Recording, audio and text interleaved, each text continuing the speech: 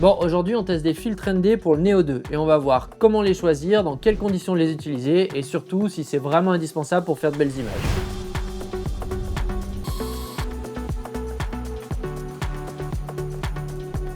Alors très rapidement, les filtres ND c'est des lunettes de soleil pour votre drone, ça sert à limiter la quantité de lumière qui rentre dans le capteur. Résultat, ça réduit la vitesse d'obturation et ça augmente le flou de mouvement. Et ça nous permet d'avoir une image moins saccadée et avec un effet de vitesse beaucoup plus réaliste. Pour être transparent, Freewell m'a envoyé ces packs de filtres mais ils ont aucun regard sur la vidéo. Mais comme j'en avais déjà acheté un kit avant qu'ils me contactent, je vous les fais gagner en fin de vidéo. Pour la mise en place, chaque boîte est fournie avec deux petits supports métalliques qu'il faudra venir scotcher à l'avant de la nacelle.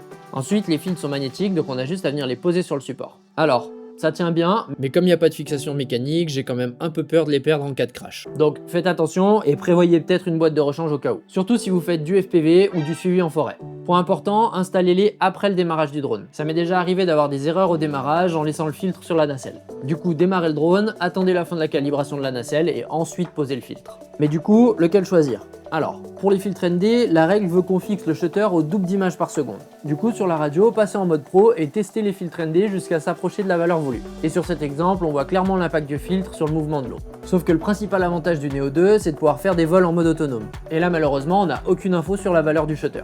Du coup, pour comprendre un petit peu le fonctionnement du drone, j'ai fait le même vol avec chaque valeur de filtre. Et en regardant dans les métadonnées de vol, on peut voir l'évolution du shutter et des ISO.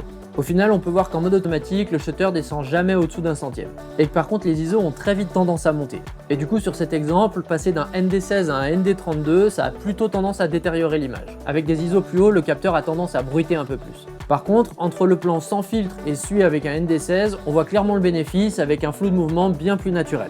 Maintenant, comme on n'a pas ces infos avant le vol, il va falloir adapter en fonction de la luminosité. Et dans le doute, vaut mieux mettre une valeur de filtre ND plus faible, voire pas de filtre du tout, pour éviter de trop monter dans les ISO.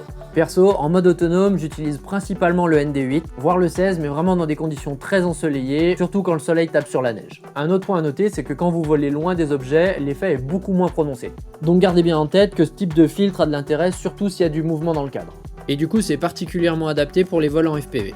Et DJI, je vais me répéter, mais c'est vraiment dommage de ne pas avoir d'indicateur d'exposition en mode autonome. Et si ces fils vous intéressent, n'oubliez pas que je vous les fais gagner en fin de vidéo. Ensuite, pour le kit ND CPL, c'est le même principe, sauf qu'on a en plus le côté polarisant pour supprimer les reflets. Ça marche assez bien pour l'eau, les vitres, les véhicules, et ça affecte aussi le ciel. Le principe, c'est de faire pivoter le filtre jusqu'à trouver la position qui coupe les reflets.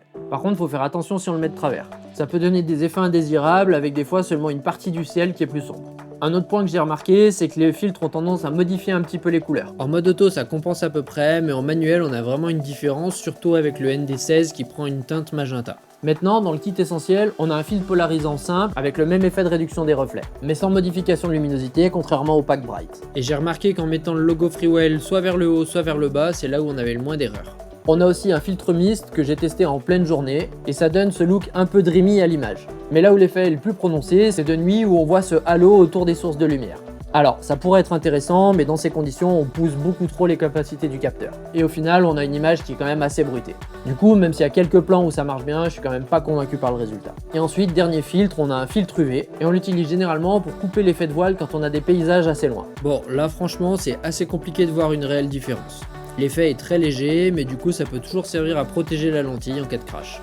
Au final, après tous ces tests, si j'ai un kit à vous conseiller, c'est vraiment le standard. Pour moi, c'est vraiment les filtres ND qui apportent le plus à l'image, et ça donne ce rendu fluide et pro, même en mode automatique. Les autres packs sont aussi intéressants, mais dans des conditions plus spécifiques, donc c'est à voir en fonction de vos usages.